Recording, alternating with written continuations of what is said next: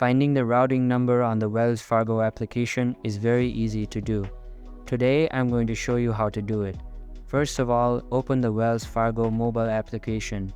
Launch the Wells Fargo app on your mobile device. Log into your Wells Fargo account using your username and password. Look for a section that provides an overview of your accounts.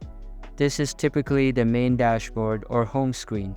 Choose the account for which you need the routing number within the account details or settings section. There may be an option to view additional details about the account. Look for an option that provides more information about the selected account. This section may include details such as the account number, balance, and routing number. On Wells Fargo, we have two routing numbers, one for direct deposits and the other for domestic wire transfers. If you are unable to locate the routing number within the app, you can contact Wells Fargo customer support for assistance. So that's it for this video.